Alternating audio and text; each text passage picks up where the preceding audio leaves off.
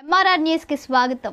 సరైన ఇంటికి సరైన సిమెంట్ ఎంతో ముఖ్యం. విచక్షణతో ఆలోచించండి. రైట్ సిమెంట్ ని ఎంచుకోండి. KCP cement, building the nation since 1958. KCP cement, the right choice. నమస్కారం.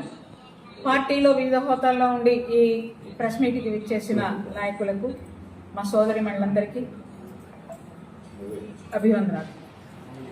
ఈనాడు ఈ ప్రెస్ మీట్ పెట్టడానికి ప్రధానమైన కారణం మాజీ మంత్రివర్యులు విడుదల రజనీ గారు, మా ప్రీతం నాయకులు మాజీ మంత్రివర్యులు ప్రత్తిపాటి పుల్లారావు గారి మీద తన అభిప్రాయాలను వ్యక్తీకరించే క్రమంలో ఆమె ఇష్ట ప్రకారం ఆమె అభిప్రాయాలను అనుసరించి కొన్ని వ్యాఖ్యలను చేయడం జరిగింది.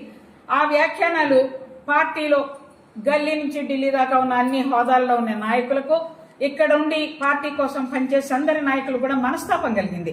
ఎందుకంటే నువ్వు నిజంగా కనుక మాట్లాడున్నట్టయితే మేమందరం కూడా శభాష్ అని ఉండేవాళ్ళం. మాట్లాడిన దాంట్లో ఏమేమి మాట్లాడారు, అవి ఎందుకు మేము ఖండించాల్సి వచ్చిందో మేము చాలా క్లుప్తంగా ఇక్కడ విశ్లేషించదలుచుకున్నాం. That's number 1. దోపిడీ. చిలకలూరుపేటలో దోపిడీ ఎవరిది? పత్తిపాటి పుల్లారావు గారు ఒక పల్లెటూరు నుంచి ఒక రైతు బిడ్డగా ఇక్కడికి వచ్చారు. ఆయనకి వ్యక్తిగతంగా తనకు తాను కష్టపడి పైకొచ్చిన మనిషే తప్ప ఆయనకి ఎవరు సహాయం చేసిన వాళ్ళు లేరు.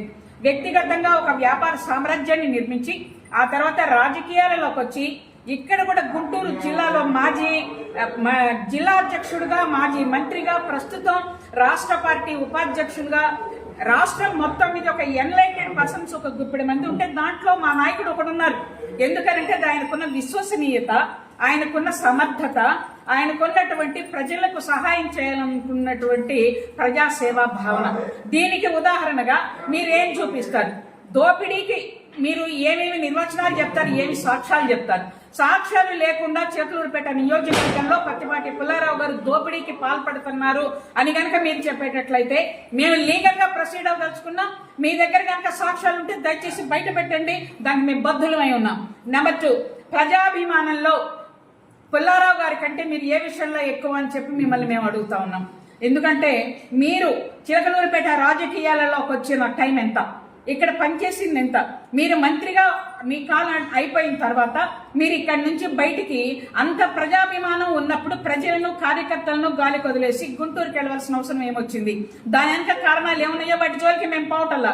ఈ మధ్యలో మీరు ఎవరినైతే ప్రజల్ని విశేషంగా మేము ప్రేమించామన్నారో వాళ్ళ పరిస్థితి ఏమిటని మీరు అనుకుంటున్నారు? గెలిచినా ఓడినా పుల్లారావు గారు ఏనాడు చిలకలూరుపేట నియోజకవర్గాన్ని వదిలిపెట్టి వెళ్ళలేదు. నెంబర్ 3, ఆయన క్యాన్సర్ లాంటి మహమ్మారి వ్యాధులకు, గుండె జబ్బులకు, కంటి ఆపరేషన్లకు తన డబ్బుని లక్షలాది రూపాయలను వెచ్చించి పనిచేస్తూ ఉన్నాడు. దీంట్లో 1% అయినా మీరు కానీ, మీ అనుచరులు కానీ, మీ పార్టీ కానీ పనిచేసిందని మేము అడుగుతా ఉన్నాం. దీంట్లో ప్రజాభిమానం ఎవరికి ఉంది? ఇంతటితో ఇది కాకుండా ఎవడో ఎమ్మెల్యే పుల్లారావు ఉన్నారు.